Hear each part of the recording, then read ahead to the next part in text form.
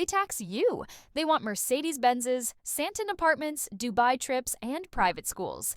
But they loathe the capitalist system that makes those things possible, so they siphon wealth from productive people through taxes, corruption, or forced compliance, while publicly vilifying those same wealth creators as exploiters.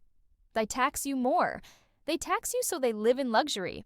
They are drowning in luxury, yet they tax you, you who's struggling and having debts. They tax you.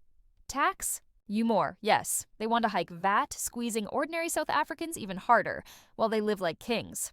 They wear designer suits, drive German sedans, fly business class, and host strategic workshops at luxury hotels. Meanwhile, the people are told to tighten their belts. This isn't leadership. This is elite parasitism. South Africa has one of the highest tax burdens in the developing world. The real reason there's no money? Rands are lost to corruption, millions wasted on ghost workers, billions looted in SOEs, Eskom, Transnet, etc. State officials live far beyond their means. The country is not broke, it's being bled. They build 20 million Rand Merrill mansions, spend 1.2 billion Rand on VIP protection, burn billions in bailouts for failing state companies, fly to Dubai on official business, create jobs for cadres, not citizens, and when the well runs dry, who must pay? The very people they've failed. But what is the source of this whole thing? Let us look at the heart of the ruling party.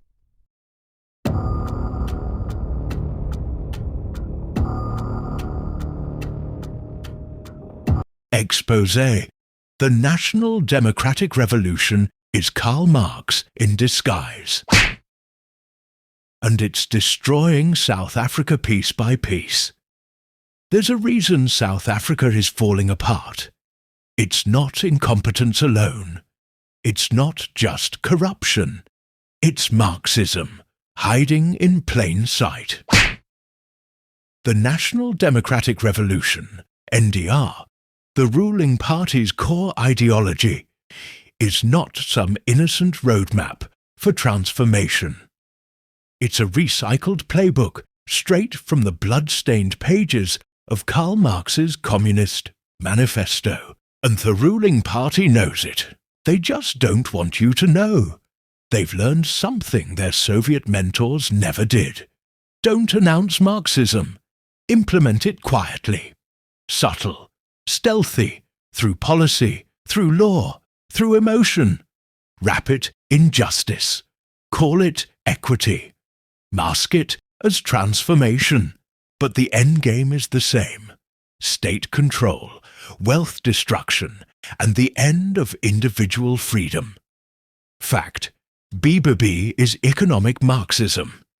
In blackface, they say it's empowerment. It's not.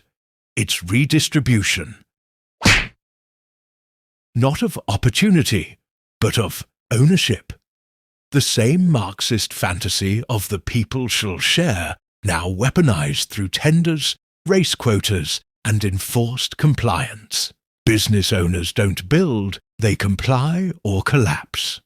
Fact: expropriation without compensation is Marx 101. Marx wrote that private property must be abolished. The ruling party just rebranded it.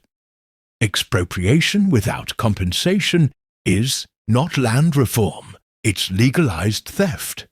It kills investment, erases property rights, and turns farmers into targets. It's not about food security. It's about power. Fact: kill the Boer is not a chant. It's a strategy. Marxism always needs an enemy, a class to blame, to hate, to destroy. In South Africa, it's the white farmer, the factory owner, the self-made builder. Kill the Boer isn't just hate speech. It's ideological warfare, aimed at eliminating the productive class so the state can control what's left. Look at the wasteland. Everywhere Marxism has touched has turned into ruin. Venezuela, once rich, now starving. Zimbabwe, Once the breadbasket of Africa, land seizures led to famine and collapse. Soviet Union, millions dead in the name of equality. Cuba, North Korea, Angola, decades of oppression and decay. South Africa is joining them, a stunt, by accident, but by design. Wake up! It's strategic. The ruling party knows Marxism failed globally, so they don't say it out loud anymore. They no longer march with red flags. They wear suits, draft policy, and sedate the public with words like developmental state, redistribution, and redress. But behind the words is the same old Marxist, beast, fangs bared, waiting. Final word. This is not reform, it's replacement.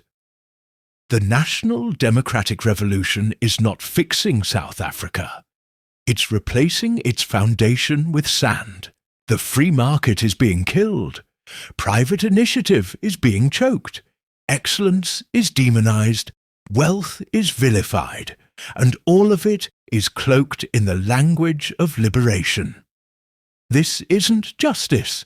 This is Marxism by stealth. And it's taking South Africa down with it.